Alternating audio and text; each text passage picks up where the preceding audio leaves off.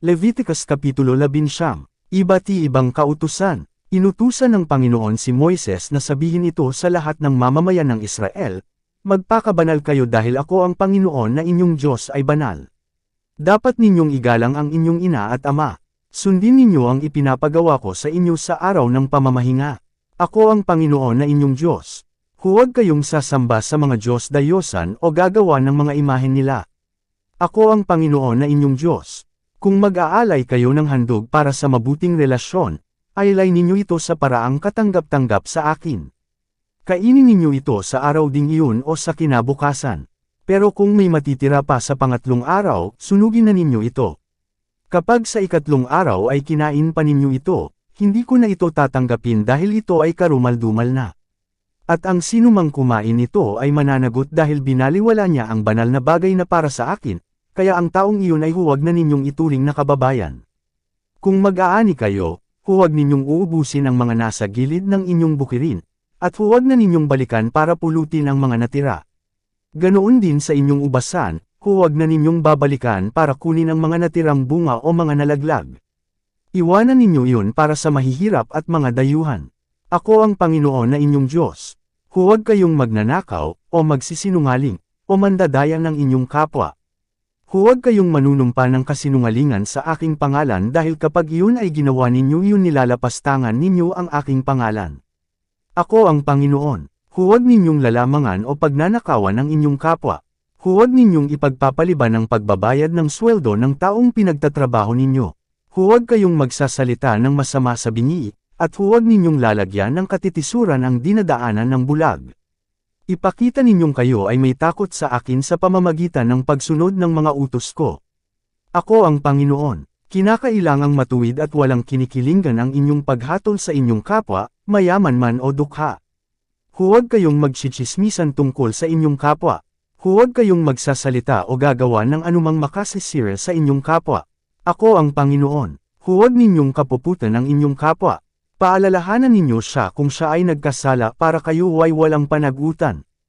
Huwag kayong gumanti ng masama o magtatanim ng galit sa inyong kapwa, kundi mahalin ninyo siya gaya ng inyong sarili.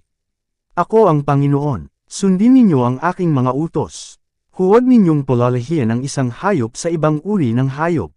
Huwag kayong magtatanim ng dalawang klaseng binhi sa iisang bukid. Huwag kayong magsusuot ng damit na yari sa dalawang klaseng tela. Kung ang isang lalaki ay sumiping sa isang aliping babae na nakatakdang ikasal sa ibang lalaki, pero hindi pa natutubos o napapalaya ang babae, dapat silang parusahan. Pero huwag silang patayin dahil hindi pa napapalaya ang nasabing babae.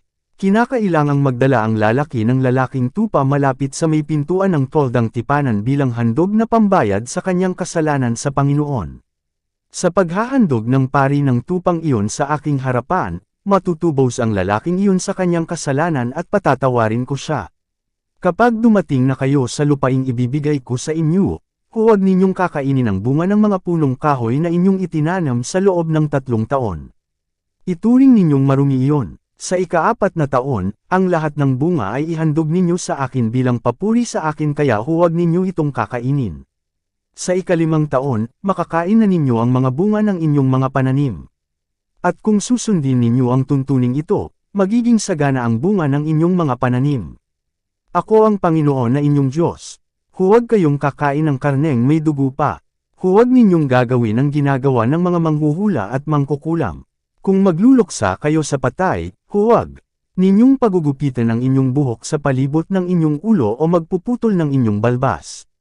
At huwag din ninyong susugatan ang inyong katawan.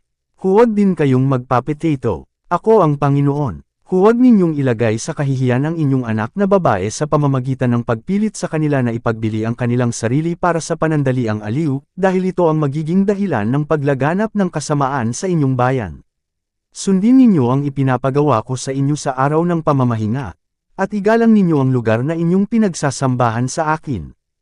Ako ang Panginoon. Huwag kayong sasangguni sa mga espiritistang nakikipag-usap sa kaluluwa ng mga patay, dahil kapag ginawa ninyo ito, ituturing kayo na marumi. Ako ang Panginoon na inyong Diyos. Igalang ninyo ang matatanda. Igalang nyo ako na inyong Diyos, ako ang Panginoon. Huwag ninyong aapihin ang mga dayuhang naninirahang kasama ninyo. Ituring ninyo silang gaya ng inyong mga kababayan at ibigin ninyo sila gaya ng sa inyong sarili, dahil kayo rin noon ay naging mga dayuhan sa Ehipto. Ako ang Panginoon na inyong Diyos. Huwag kayong mandadaya sa inyong pagtitimbang, pagsukat at pagtatakal. Gamitin ninyo ang tamang timangan, sukatan, o takalan. Ako ang Panginoon na inyong Diyos na naglabas sa inyo sa Ehipto. Sundin ninyo ang lahat ng tuntunin at utos ko. Ako ang Panginoon. Leviticus Kapitulo 20, Mga parusa sa mga kasalanan. Inutusan ng Panginoon si Moises na sabihin ito sa mga taga-Israel. Ang sinuman sa inyo at sa mga dayuhang naninirahang kasama ninyo na maghahandog ng kanyang anak sa Diyos ang si Molek ay dapat batuhin ng taong bayan hanggang sa mamatay. Kasusuklaman ko ang taong iyon at huwag na ninyong ituring na kababayan. Sapagkat dahil sa paghahandog niya ng kanyang anak kay Molek, dinumisan niya ang lugar na pinagsasambahan sa akin at nilapastangan niya ang aking pangalan. Kapag ang taong iyon ay hinahayaan ninyo sa kanyang ginagawang iyon, ako mismo ang uusig sa kanya, at sa sambahayan niya, at sa lahat ng sumusunod sa kanya sa paghahandog kay Molek. Hindi ko sila ituturing na kababayan ninyo. Kasusuklaman ko ang mga sumasangguni at sumusunod sa mga espiritistang nakikipag-usap sa mga kaluluwa ng patay. Hindi ko sila ituturing na kababayan ninyo. Italaga ninyo ang inyong sarili para sa akin at magpakabanal kayo dahil ako ang Panginoon na inyong Diyos.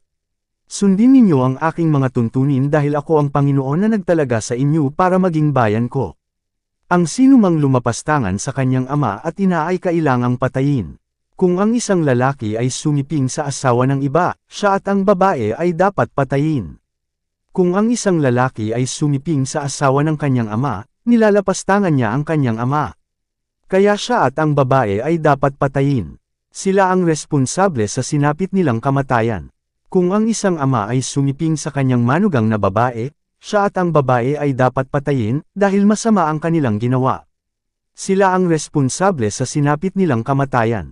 Kung ang isang lalaki ay sumiping sa kapwa lalaki, pareho silang dapat patayin dahil pareho silang gumawa ng kasuklam-suklam na gawain.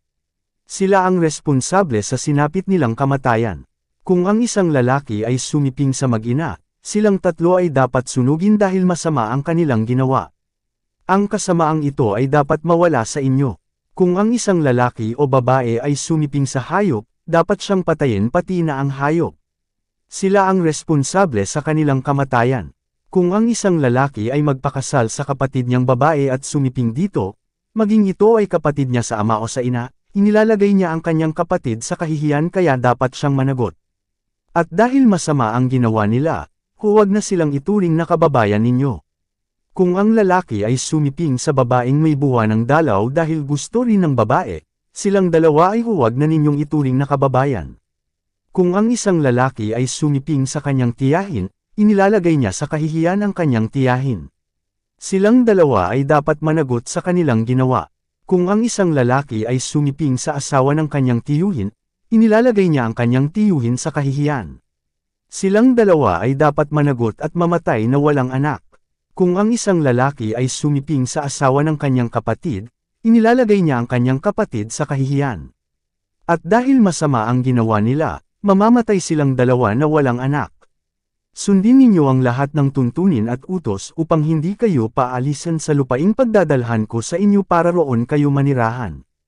Ang mga taong paaalisin ko sa lupaing iyon ay gumagawa ng mga kasamaang ito, at dahil do'y itinatakwil ko sila. Kaya huwag ninyong gagayahin ang ginagawa nila. At ayon na rin sa aking sinabi sa inyo, magiging inyo ang kanilang lupain. Ibibigay ko sa inyo ang lupaing iyon na maganda at sagana sa ani para maging pag-aari ninyo. Ako ang Panginoon na inyong Diyos na humirang sa inyo mula sa mga tao. Dapat ninyong malaman kung aling mga hayop at mga ibon ang malinis o marumi. Huwag ninyong dudumisan ang inyong sarili sa pamamagitan ng pagkain ng mga maruming hayop na ipinagbawal ko. Kayo ay magpakabanal dahil ako, ang Panginoon ay banal. At kayo ay hinirang ko mula sa ibang mga bansa para maging akin. Kung mayroong espiritista sa inyo na nakikipag-usap sa mga kaluluwa ng patay, kailangang batuhin ninyo siya hanggang sa mamatay. Siya ang responsable sa kanyang kamatayan.